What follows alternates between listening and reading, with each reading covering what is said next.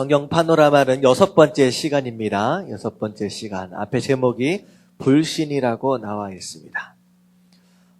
우리가 믿음의 조상이라고 알고 있는 아브라함, 하지만 처음부터 믿음의 조상이었다라고 하기보다는 이제 만들어가는 과정 가운데 중간중간 이렇게 불신앙의 모습들까지도 사실 있었다라고 하는 거예요. 이렇게 연약한 모습들, 그런 가운데 우리가 무엇을 배워야 할지를 좀 살펴볼 수 있는 시간 갖도록 하겠습니다.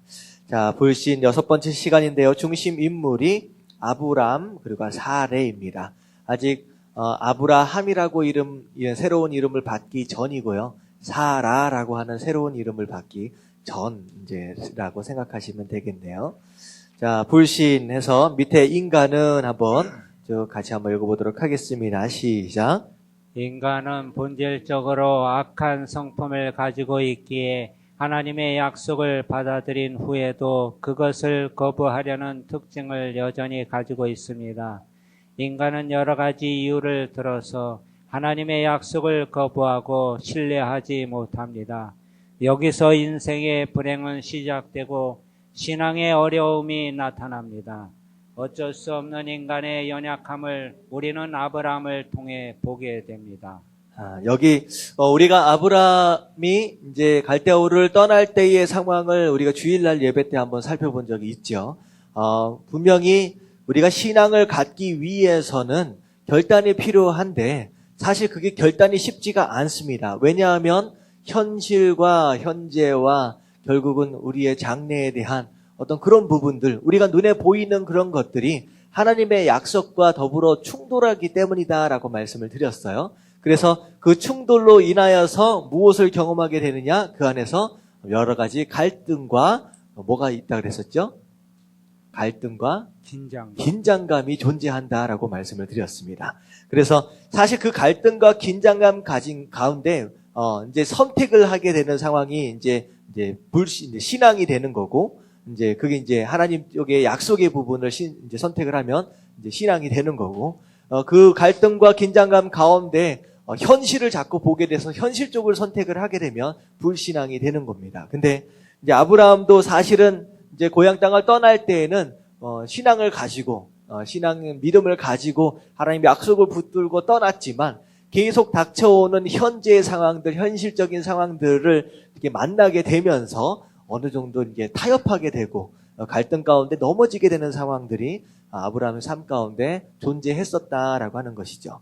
그래서 오른쪽을 보면요, 이제 아브라함이 실수를 저지르게 되는데 밑에 읽어보면요, 아브라함은 하나님에게 분명한 약속을 받았음에도 그는 하나님의 후사의 약속을 온전히 신뢰하지 못하고 인간적인 실수들을 저지릅니다. 몇 가지 예를 들어보십시오라고 했는데 첫 번째 실수인데요, 창세기 12장 9절부터 10절까지의 말씀, 우리 성경책을 한번 펴서 살펴보도록 하겠습니다.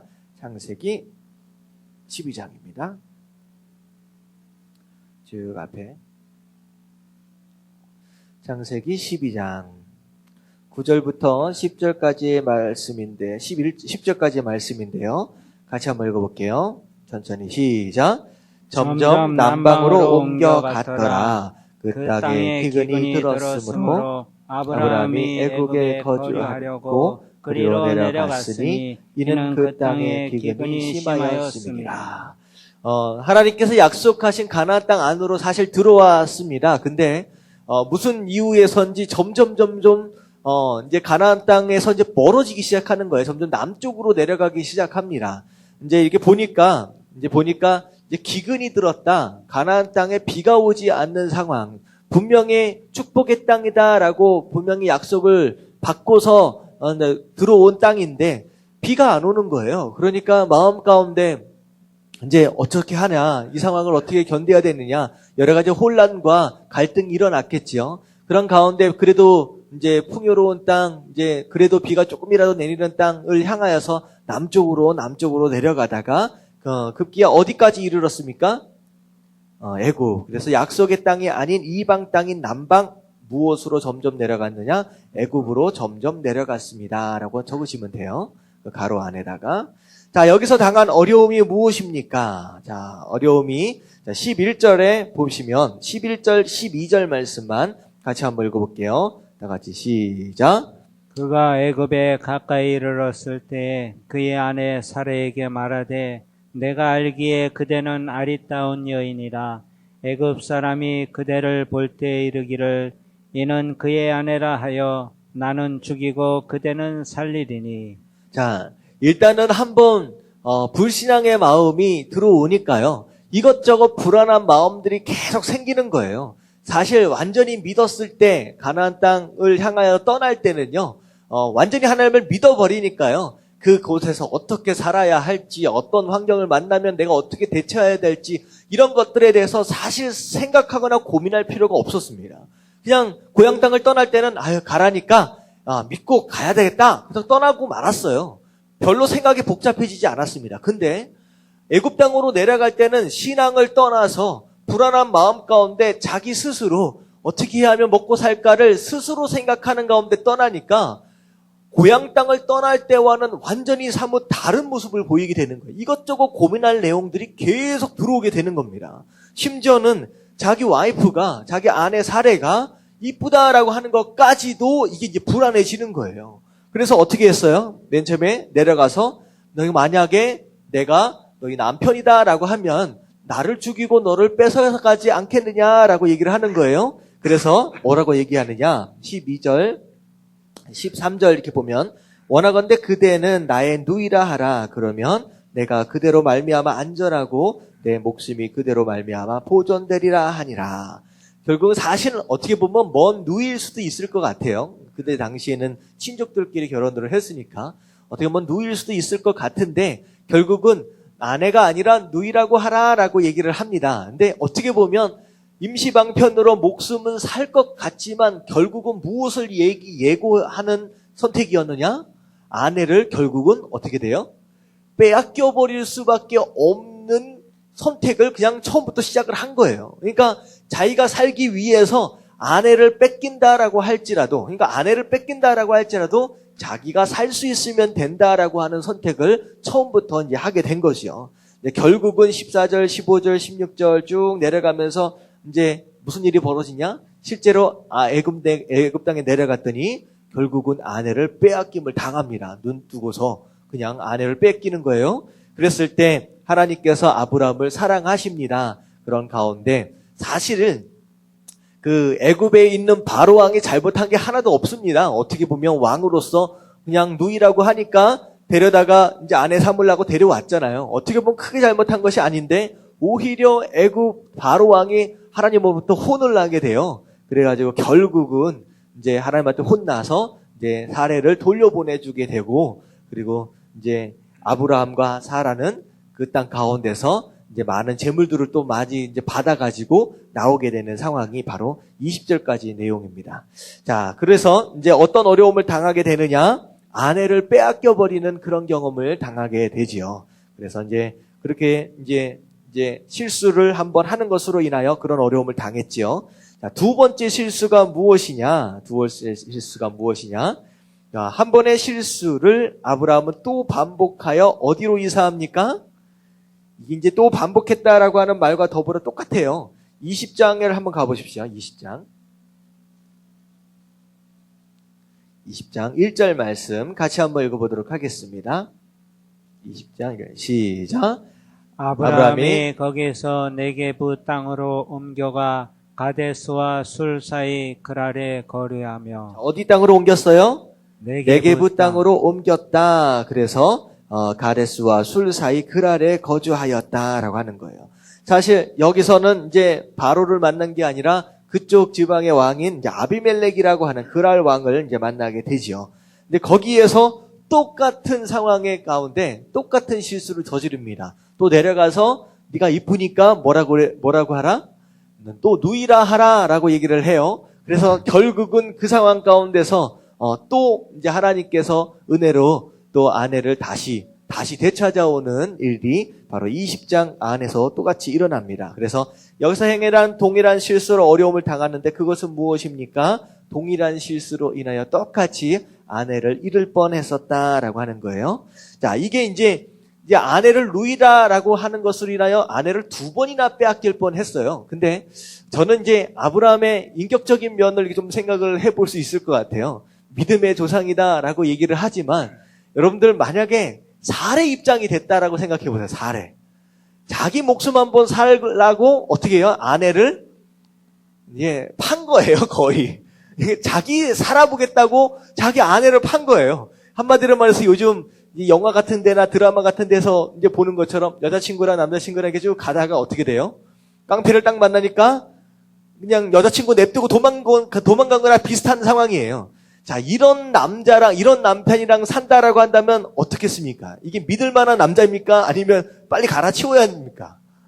사실, 이게 그다지 대단한, 믿음의 조상이다라고 하지만, 인격적으로 여러 가지 면에서 보면, 그렇게 대단한 사람은 사실 아니었다라는 생각이 드는 거예요. 아브라함이라고 하는 그 인간적인 면을 이렇게 보면. 근데 결국은 그런 실수를 한 번만 했던 것이 아니라, 두 번이나 똑같은 상황에서 두 번이나 저질렀다라고 하는 거, 참 아브라함은 이런 실수투성이에 연약한 사람이었다라고 하는 거 우리가 조금 짚고 넘어갈 필요가 있어요. 그래서 어떻게 보면 믿음의 조상으로서 엄청난 축복을 받지만 그 사람 자체가 대단해서가 아니라 어떻게 보면 하나님의 선택이고 하나님의 은혜가 아니겠느냐라고 하는 거. 오히려 아내를 뺏어간 이 왕들은요 도리어 혼나요. 징계를 받습니다. 그런 것을 보면서 일단은 하나님 앞에 잘 보이고 하나님 앞에 한번 잘 찍히면 이것저것 하나님께서 알아서 다 처리를 해주시는 어떤 그런 모습을 볼 때 일단 하나님 보시기에 이쁨을 좀 받아야 되겠다라는 좀 생각이 들어요. 근데 이제 세 번째 이제 실수가 이제 또 저질러지게 되는데 좀 살펴보면요. 이제 3번 보면 실수 세 번째. 하나님의 후사의 약속을 믿지 못하고 10년을 기다리다가 어떻게 해요? 그만 인간의 생각으로 누구를 잉태하여 낳게 됩니까? 이스마엘. 이스마엘을 잉태하여 낳게 됩니다. 근데 사실은 얼마나 기다렸다고요? 75세 약속을 받아서 10년을 기다렸어요. 그러니까 사실은 그렇게 짧은 시간은 아닙니다. 하나님이 약속을 해주셨는데 기다리다 10년 정도가 됐는데 일단은 사례라고 하는 자기 아내 경수가 끊어진 지 오래이기 때문에 당신으로부터는 안 되는가 봅니다. 라고 하는 마음으로 결국은 이제 그 여종과 함께 더불어서 이스마엘을 낳게 되는 거죠. 근데 중요한 건 여기서 이제 기다린다 하지만 10년을 기다리든 20년을 기다리든 중요한 것은요. 끝까지 기다리는 게 굉장히 중요하다라는 생각이 듭니다. 그러니까 내가 얼마만큼 오래 기다렸는데 이것은 변명일 수 없다라고 하는 거예요. 우리가 신앙이다라고 하는 신앙생활 안에서 우리가 결정을 내릴 때 우리가 선택을 할 때는요. 무조건 끝까지입니다. 끝까지. 아브라함이 10년 기다렸다, 오래 기다렸다라고 해서 불신앙으로 여겨지는 게 아니라 오히려 10년 기다렸는데 거기에서 포기했다라고 하는 것 그 자체를 불신앙으로 여겨버리거든요. 그러니까 중요한 것은 끝까지 하나님이 응답하실 때까지 기다리는 것이 매우 중요하다라고 하는 걸 우리가 알아야 된다라고 하는 거예요. 자, 그래서 결국은 어떻게 돼요? 이제 이스마엘을 낳게 되는데 이것으로 인하여 아브라함이 당한 가정의 어려움은 무엇입니까? 라고 했어요. 창세기 16장 앞으로 좀 돌아가시면 될 것 같아요. 앞으로 좀 돌아가서 4절부터 6절까지 말씀. 16장 4절부터 6절까지의 말씀. 다 같이 한번 읽어볼게요. 다 같이 시작. 아브라함이 하갈과 동침하였더니 하갈이 임신함에 그가 자기의 임신함을 알고 그의 여주인을 멸시한지라. 사레가 아브라함에게 이르되 내가 받는 모욕은 당신이 받아야 옳도다. 내가 나의 여종을 당신의 품에 두었거늘 그가 자기의 임신함을 알고 나를 멸시하니 당신과 나 사이에 여호와께서 판단하시기를 원하노라. 사레에게 이르되 당신의 여종은 당신의 수중에 있으니 당신의 눈에 좋을 대로 그에게 행하라 하매 사레가 하갈을 학대하였더니 하갈이 사레 앞에서 도망하였더라. 자, 결국은 무슨 일이 벌어졌냐? 사실 시작은요, 아브라함이 또 시작한 게 아니에요. 근데 기다리다 누가 먼저 시작을 했느냐? 사레가요. 자기 여종, 이 하갈이라고 하는 여종은요, 어디서부터 데려온 여종이냐? 애굽에서부터 데리고 온 여종이에요. 그러니까 이게 믿음으로 순종을 해가지고 나아갈 때는요, 별 문제가 없는데, 한 번 불신앙에서 넘어지면요, 그 넘어짐, 그 실수로 인하여서 그 다음 실수가 계속 반복됩니다. 지금 보면요, 지금 이 사례가 하갈을 집어넣는데, 이 하갈은 결국은 애굽에서의 실수로 근거하여서 딸려오는 거예요, 지금. 그 실수로 인하여서. 그리고 하갈을 들여놓는데, 사실 아브라함이 내가 애를 낳아야 되니까 하갈을 취해야 되겠다라고 하는 게 아니라, 사례가 하갈을 데려다가 집어넣으면서 대신 애를 낳도록 하겠다라고 사례가 먼저 시작을 한 거예요.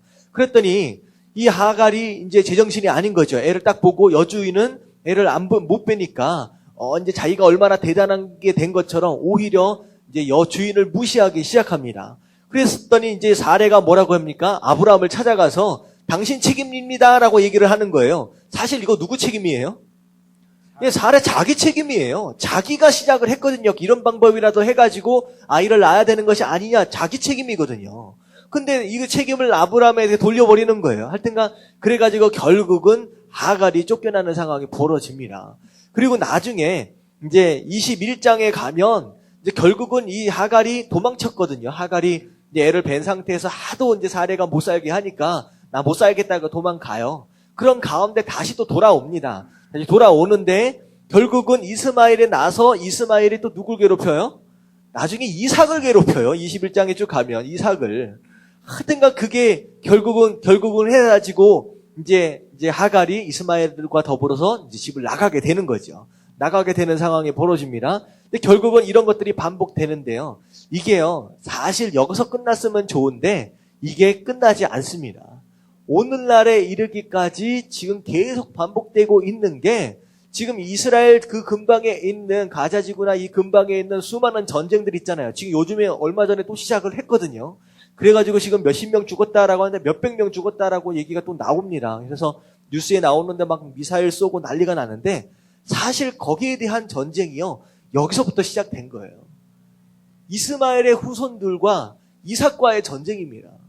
그러니까 다시 말하면 한 번 아브라함이 아차하는 순간에 실수하는 것으로 인하여 물론 그때에는 하나님께서 은혜로 덮어주시고 지나가긴 하는데 그 실수에 대한 대가가 그 후손들이 계속 이어받는 거예요. 그래서 지금까지도 그 이스마엘과 이삭 이 후손들이요, 십자군 전쟁 때도 마찬가지고요, 지금도 마찬가지고 끊임없이 싸우는 거예요. 여러분, 죄에 대한 대가와 결과는 이런 거다라고 하는 거. 물론 하나님께서 용서를 해주시고 우리 죄에 대한 문제를 해결을 하시지만 한 번 저지른 죄에 대한 흔적들은요, 우리 삶 가운데 계속 남겨서 끊임없이 우리를 괴롭힐 수 있다라고 하는 걸 기억하시면서 우리가 믿고 난 이후에도 우리가 죄에 대해서 멀리하면서 거룩한 삶을 살기 위해 애써야 하는 줄로 믿습니다. 아멘. 이게 다윗도 사실 마찬가지예요. 다윗이 저지른 두 가지 죄, 하나는 누굴 범했어요? 밧세바를 범했고 두 번째는 인구조사를 했습니다. 근데 우리가 처음 알고 있는 이 밧세바의 범죄로 인하여서 사실은 밧세바가 처음 뵌 아이는 죽었어요. 그리고 나서 이 다윗이 하나님 앞에 울며 불며 회개해서 하나님께서 결국 용서를 하셨습니다. 근데 거기에 대한 죄가 거기서 끝나지 않아요, 사실. 그걸로 하나님께서 용서를 하셔서 다윗은 다시 왕권을 그냥 왕지기를 끝까지 이어가는데 문제는 없었어요. 근데요, 나중에 무슨 일이 벌어지냐, 다윗의 말년에 신발도 못 신고 도망치는 상황이 벌어집니다. 그게 무슨 사건이에요? 압살롬의 반란 사건이에요. 이 압살롬의 반란 사건이 왜 일어났다라고 생각하십니까? 큰아들이 압살롬이 여동생을 범했어요. 그랬을 때 사실 다윗이 밧세바를 범했던 그 죄가 사실 없었다라고 한다면 떳떳하게 큰아들을 불러다가 너 잘못했지, 너 그렇다면 일단 법했으니까 데리고 살아라 하면서 그 일에 대한 것을 적극적으로 해결을 했었을 수도 있었을 것 같아요. 근데요, 이 다윗이라고 하는 사람이 자기가 과거에 저질렀던 그런 안 좋은 죄 때문에 그런지 큰아들을 혼내지 않습니다. 그냥 그것을 쉬쉬하면서 덮어버려요. 그러니까 이 압살롬이 아버지의 그 미미적거리는 그 행동과 더불어 큰아들은 멀쩡하게 살아있거든요. 아무런 거리낌이 없이. 이게 이 압살롬이 2년 반 동안을 칼을 가는 거예요. 내가 죽여버리겠다고. 결국은 2년 반 동안을 정말로 이를 갈고 있다가 기회를 마련해가지고 죽여버립니다.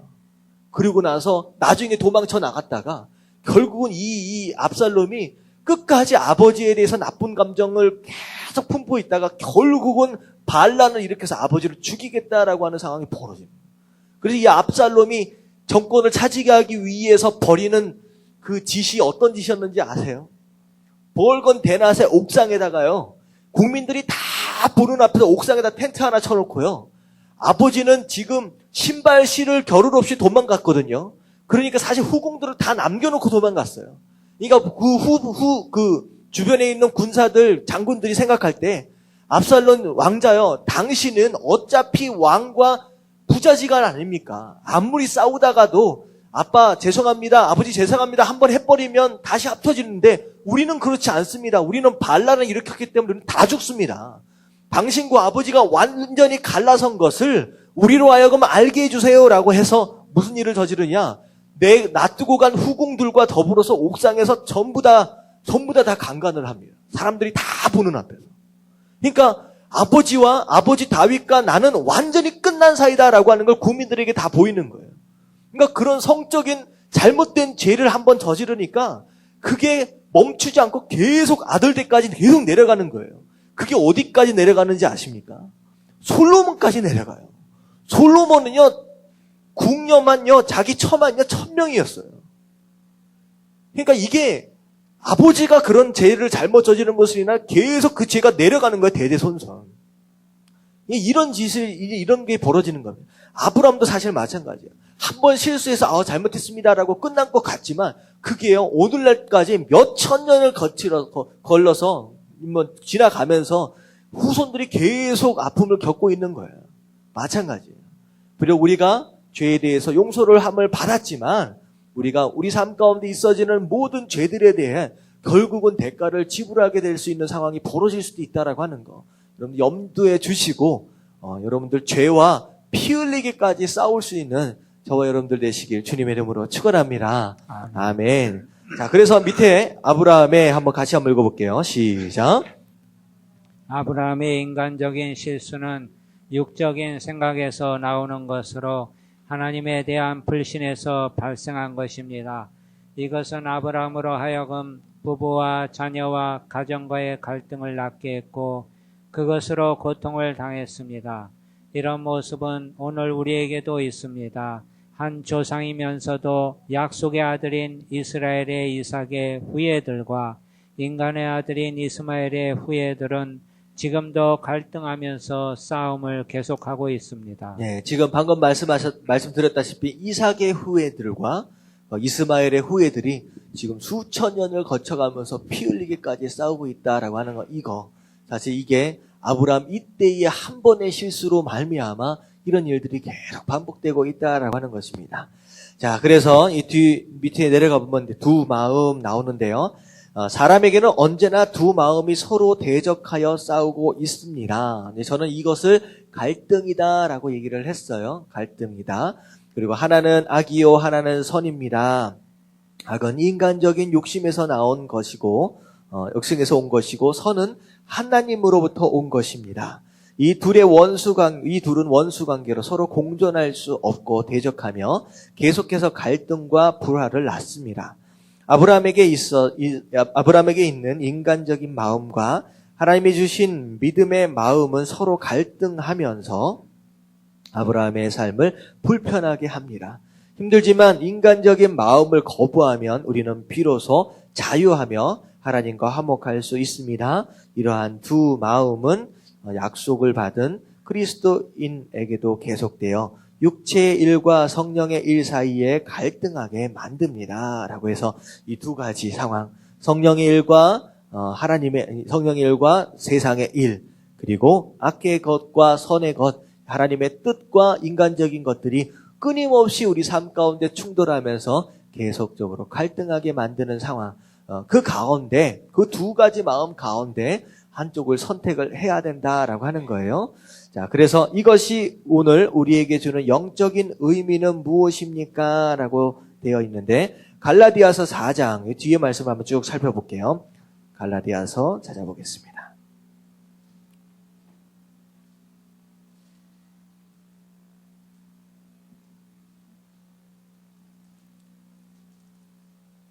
갈라디아서 4장 21절입니다.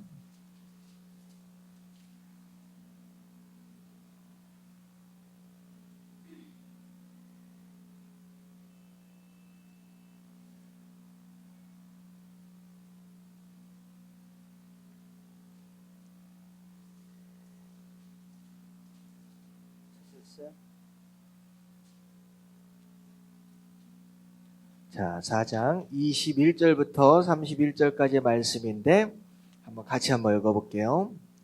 교독하겠습니다. 내게 말하라. 율법 아래에 있고자 하는 자들아, 율법을 듣지 못하였느냐? 기록된 바 아브라함에게 두 아들이 있으니 하나는 여종에게서 하나는 자유 있는 여자에게서 낳았다 하였으며 여종에게서는 육체를 따라 낳고 자유 있는 여자에게서는 약속으로 말미암았느니라. 이것은 비유니 이 여자들은 두 언약이라. 하나는 신의 산으로부터 종을 낳은 자니 곧 하갈이라.